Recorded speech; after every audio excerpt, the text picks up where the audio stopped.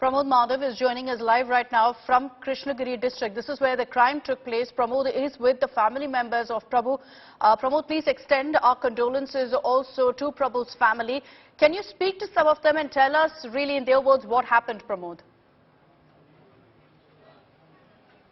Absolutely, Akshita. We are inside Prabhakar's house, and this is Prabhu's picture that's been placed over here. The martyr was buried yesterday, and now his family, his mother, his wife Punita with their toddler, a 4-month-old baby and a 3-year-old baby, have been sitting day long and have been crying next to them. And we also have the core military personnel who are over here, who are handing over the flag to the wife of Punita, and they are also extending their condolence, and she's accepting it as we see over here. It is extremely heartbreaking and tragic because we spoke to Punita earlier and she asked us a series of questions. To any of it we don't have the answer. The first one being, why did this happen and how could this happen to a Jawan? And those are the questions that she put forward. Absolutely heartbreaking, Akshita, and she's not in a state to speak as well. It is definitely heartbreaking because she is worried now about a 4-month-old baby and a 3-year-old baby. She has to take care of her own, and still she is demanding justice and questions,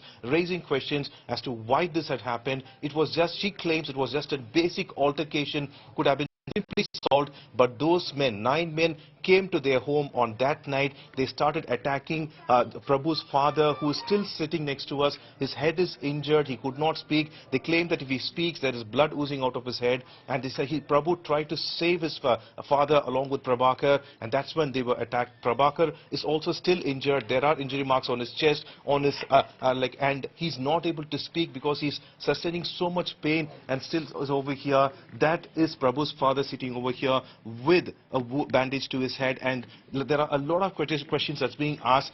This is Punita, who is still over here. She is carrying the child and the flag on her hand, Akshita, and it's extremely heartbreaking. I'm very sorry for your loss.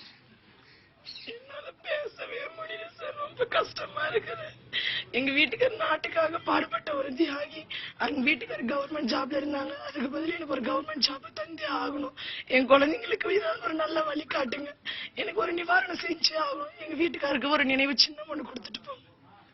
Like she says that she's not able to speak, and the only way she can sustain right now taking care of her child, which is a valid thing that she's asking, is a government job. It is definitely valid because the government has to do at least this, because they have lost a Jawan, a soldier who was trying to protect his family, and this is the only thing she's putting forward, because she is worried about taking care of her children now. That's a 4-year-old toddler and a 3-year-old child, and 4-month-old toddler and a 3-year-old child, and she has to take care of it as a single mother, Akshita.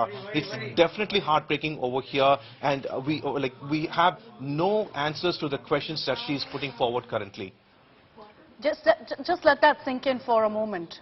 You've got, because of this DMK councillor, this goon who killed young Prabhu, 33-year-old, and wounded all of his family members. There is a 4-month-old baby that the mother has to take care of on her own right now. Who will be answerable to them, to this family, to their grief? Pramod, has there been even one comment from the Stalin government? Has there been any attempt by the Stalin government to reach out to this poor family?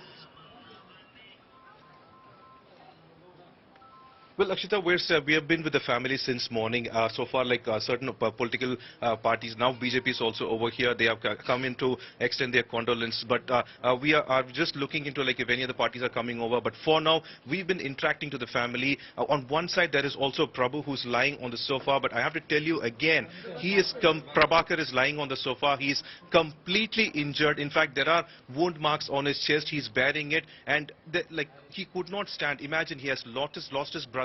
He's under treatment, but he didn't want to be in the hospital, and he's back at his home because he's the only person who has to take care of his family. But earlier, speaking to us, Prabhu said one important thing, that if a Jawan is not having any protection in this country, what will happen to a normal citizen? And not just that, Prabhakar also very clearly said that until justice is meted out, until his family gets justice, he will not go back to the army. And he began to cry. That's something heartbreaking, and that's the current situation over here, Akshita. This is at the residence of Prabhu, where we are, with so many souls that have lost one Jawan, and they are completely heartbroken here.